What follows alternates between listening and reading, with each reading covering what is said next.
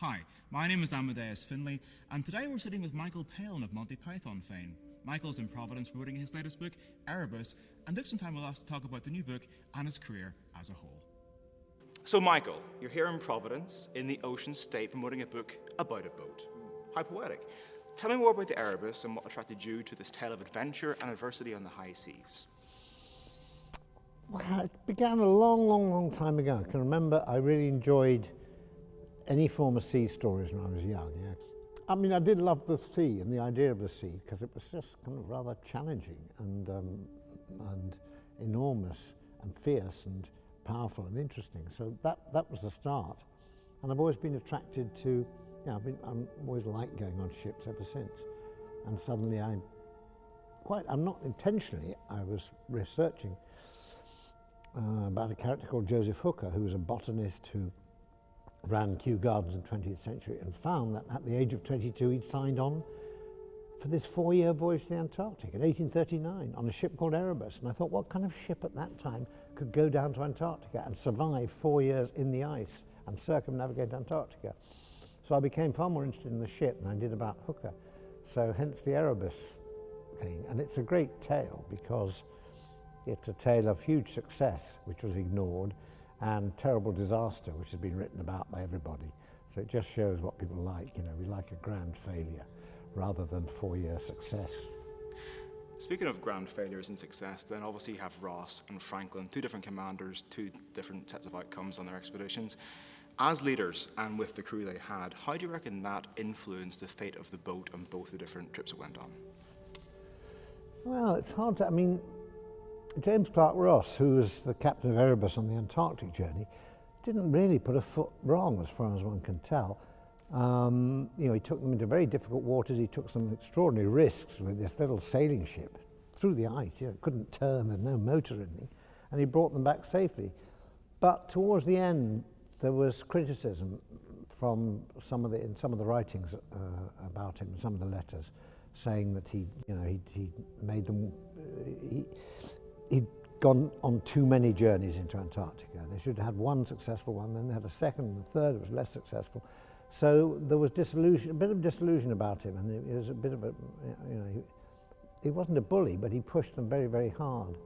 Whereas Franklin was a different kind of guy altogether. Franklin liked having dinner and, choosing a wine and having mates around. He wasn't a very affable, jolly man. He wasn't really, he wasn't quite as sort of strict and perhaps as sort of rigid a man as Clark Ross. And of course Clark Ross had a lot of hair. I mean, he really did. You see pictures of him, enormous, about a foot of hair like this, just fantastic. At the age of 59, was given command of this fairly perilous journey, but they didn't think it was perilous at the time to go through the Northwest Passage. They thought they had everything they wanted. They had the best ships, they had the best men, they'd had plenty of expeditions to the Northwest Passage. There was only about 120, 200 miles left for them to go through. It was all going to be a doddle. So based upon that, what have we learned for oceanographic adventures and indeed global travels as a whole from the Erebus disaster, and what maybe was changed in maritime Britain in reflection of that? The success of the first expedition was great care and it took its time. The second expedition was there to prove something other than the acquisition of scientific evidence. It was to prove a point that the Navy, at this particular point in time, the British Navy could do almost anything it wanted. And so I suppose it's about pride and hubris and all that sort of stuff, which no one's ever going to learn not to be like that. I mean, look at the bankers in 2008 or whatever. I mean, they're just people who think because we can do it, and it's good. And it doesn't mean that because you can do it, it's all going to be easy. So you've mentioned hubris and tragedy a couple of times. We Brits like a good tale of adventure and fall like a part. Jolly terrible, but we can do it better next time. Yeah. How's the book done back at home? Has it been received well? It's been received very well, actually, yes. I mean, better than I ever expected. It's had some good reviews. And mainly the reviews have been because about the sort of detail in the book and the fact that There were a lot of things I didn't know about how people lived on board ship at that time. They're quite small ships, and there were 67 men on board, and they spent 4 years away. How on earth does that, people that close actually, how do they function? So people liked that, and the Antarctic journey seems to have been something that people didn't, like me, didn't know anything about. So they're rather grateful to have this story and find out that there'd been a success before there was the catastrophe. But moving, into travel as a general realm, I grew up watching a Full Circle. Poluszka, pole, still. Poluszka zone, pole, ja did the bucket, ja did the bucket. It's still one of the most stirring songs. I mean, not the way I sang it, but I listened to it. If you heard it with the full choir, the first minute is just a slowly increasing rumble. It goes on for about a minute. It's just so Russian. It's terrific. Anyway, yeah. Back in those days, before the internet, how did you put together those big grand adventures without them going terribly wrong? Well, they did go wrong at certain points. I mean, this was in the very first, Around the World in 80 Days, which was the first attempt to do the kind of journey I was doing, which is basically someone who doesn't quite know what they're talking about, being sent by the BBC around the world. And this led to problems, and straight away, the third episode, when we went on a dhow across the Persian Gulf, it wasn't meant to be that at all.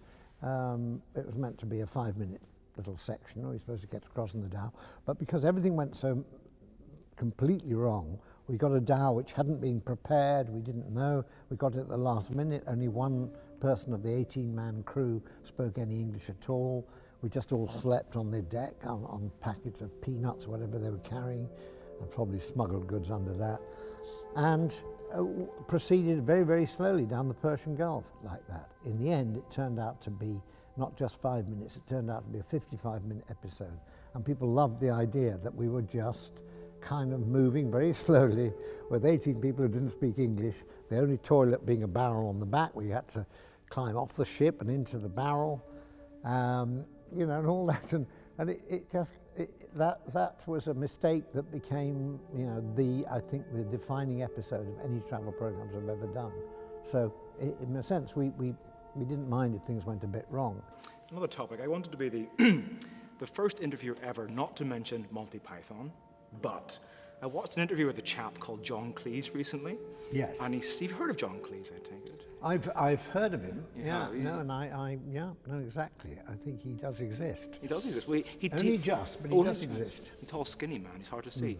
But he says that they were once staying in a hotel in Stockholm or Helsinki, and he called up and said, "There's a journalist in the lobby," and went down. So what I want to know is this: what are the Pythons like? Because they seem to have a lot of friendship and camaraderie. What are they like as friends rather than international superstars?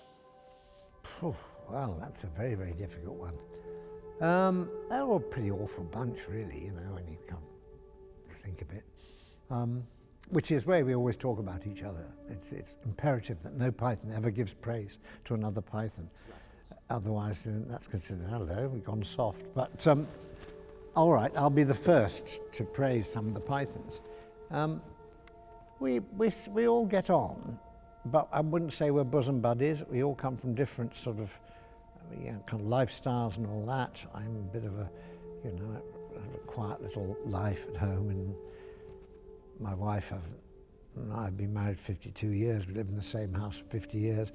John in that time has had several wives and has lived in about 50 different homes. When it comes to humour and laughing at the world, I think that's something that we just get, that clicks whenever we're together, that view of the world. We know how to laugh together. And we're actually the only people who can laugh like pythons and write like pythons, I suppose. So that's still something. I have got a question for you. Your wife tells me that you can see Alaska from your house. Has Sheffield moved, and has that enhanced the fortunes of Sheffield United Football Club? Well, these are major questions. I can see Sarah Palin from where I'm sitting, but that's about all. And she's upside down at the moment. Okay, so Our readers sent in, and our viewers sent in, some random questions they want to ask you. What kind of cult would you like to start?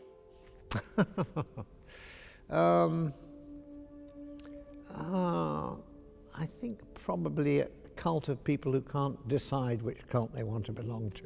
So if you were arrested and had no explanation as to what has happened, what would your family and friends think you've been arrested for? Oh, probably, I don't know. I mean, probably being over nice. Over nice, yes, exactly. Getting away with it. I think it is. I think being too nice is, you've got to be very, very careful about that because people suspect it very much. They do. On the other hand, I probably, get away with sort of some form of light murder, and people will say, well, he's such a nice bloke, he can't have really done that. That is essentially it. Michael, thank you so much for joining us today. Thank you very much. Thank you. Thank you.